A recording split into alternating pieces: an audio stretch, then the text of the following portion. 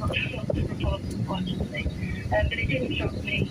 Because that must frighten you. If you don't have enough midwives and you're one of the midwives on duty, error is more likely if things aren't staffed properly.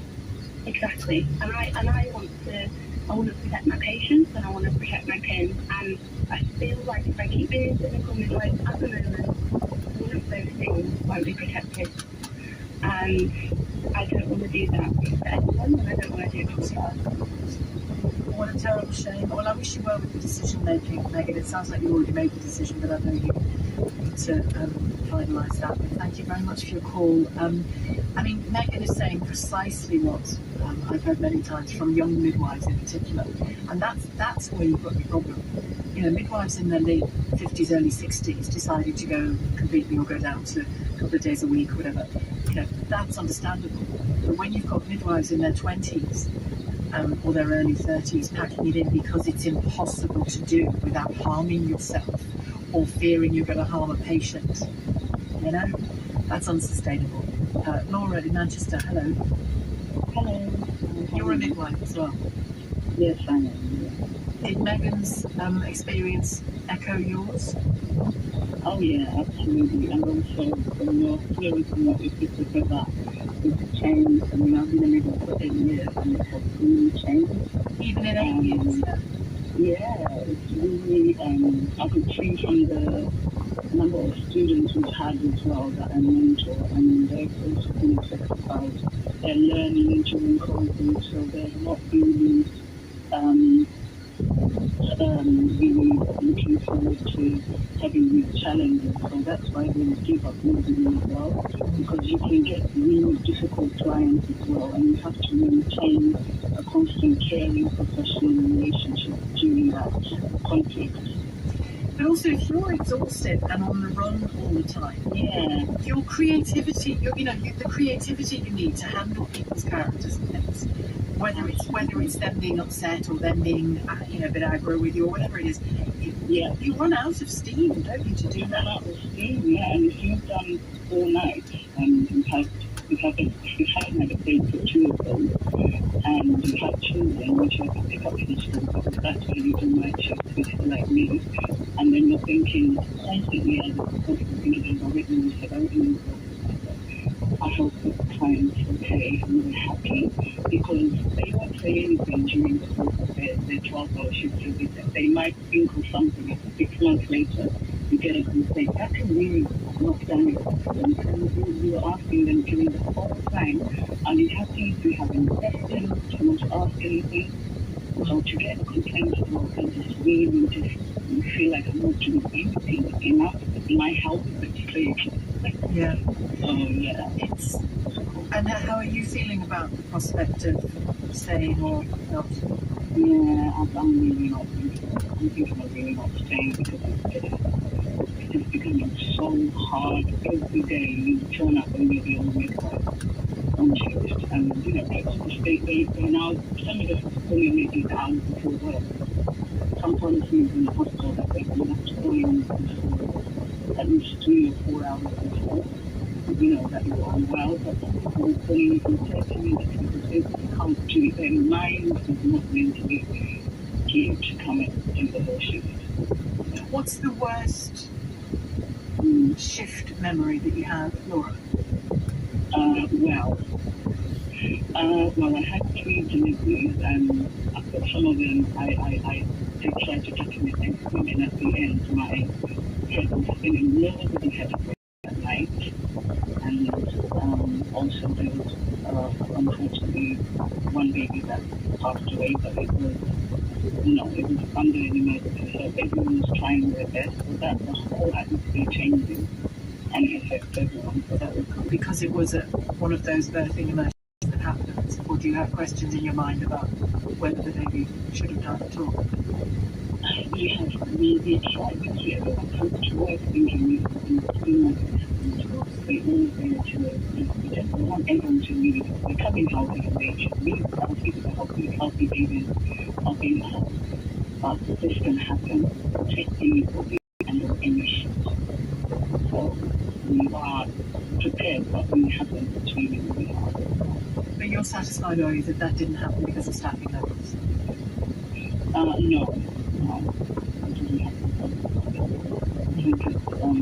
Why is it being delayed due to the business of the ship?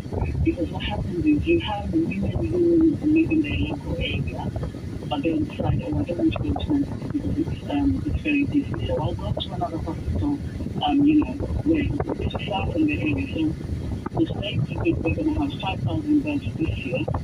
These extra women coming in have another 1,000. So that already increases the birth rate in that area. So our workload reduces, but we're trying our best. So that's another thing that affects every hospital around the country. Do you think you'll reach retirement in midwifery? Oh, probably not. I'm probably not be alive if I carry on like this. Well, I hope that's not true, but it says a lot, and I've heard it before, just how utterly wrecking those shifts are because of the lack of staff, the lack of numbers. Laura, thank you. Laura, in Manchester. More of your calls after the news. The time is 2:31. Amelia Cox has those headlines.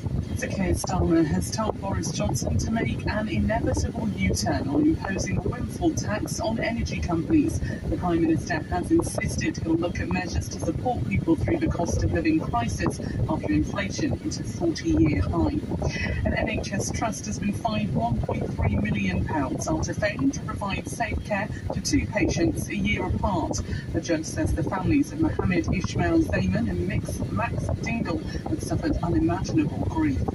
And two busy London Underground stations will be disrupted by strike action over the Jubilee Bank holiday weekend. Members of the RNT union at Euston and Green Park are planning to walk out on Friday the 3rd of June in a row over bullying claims. LBC weather dry with plenty of sunshine for many areas, with showers in the southwest later, cloudy with a few showers in Northern Ireland, high at 22 degrees. This is LBC. Right now, be you get 25% off garden furniture, barbecues, and outdoor play. That's 25% off, making the most of summer. So right on the sunshine. Shop in store at DIY.com or on the LBU app. You can do it. Excludes products sold and shipped. Available in sales online, subject to availability in 6th of June. Say hello to leasing. Say hello to Auto Lease Compare, the car leasing comparison site that lets you compare the best leasing deals on the market from the UK's most trusted leasing providers. Auto Lease Compare will get you into a brand new car for less. You pick the car, we find the deal, inclusive of warranty, road tax, and free delivery. Say hello to leasing. Say hello to Auto Lease Compare. Auto Lease Compare. From Gold Bank London, the safe and sound way to buy gold. Part 2. Not all gold is the same. Every gold bar or coin is unique, so it takes a gold expert to help you have faith in what you're buying. At Gold Bank, we have the knowledge and know-how to make your gold buying experience a rewarding one. Gold Bank London, kept safe For your future, and sound. with solid guidance. Visit goldbank.co.uk. Fever-Tree Mediterranean tonic water. Made with zesty lemon thyme from small family farm in Provence, and essential oils from herbs that grow in the Mediterranean sunshine. So, if 3/4 of your G&T is a Fever-Tree tonic, maybe it's time to call it a T&G. Fever-Tree, mixed with the best. Ooh, it takes me straight to the Med.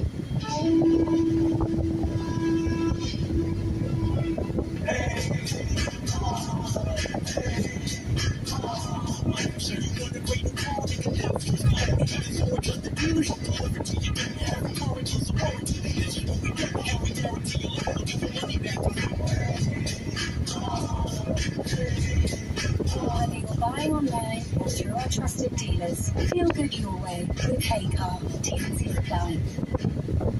Sheila focusing on LBC.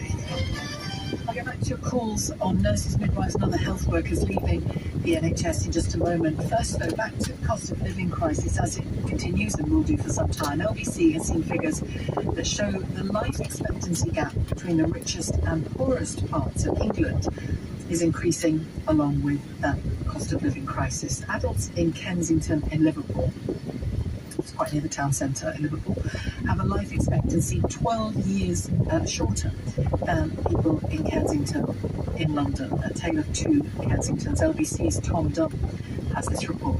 The cost of living crisis in the UK is the biggest issue facing so many people right now. But we've been told that it's not just the short-term financial impact that is worrying many of them. The current life expectancy rates between the richest and poorest areas are growing, with the two Kensingtons in Liverpool and in London showing a 12-year difference for adults growing year on year. Here in Liverpool, almost 50% of the areas in the city are classed as highly deprived. Dr. Naomi Maynard is from the charity Feeding Liverpool. For a typical household around here, you don't spend £40 all at once on a food shop, so you're not going to be able to access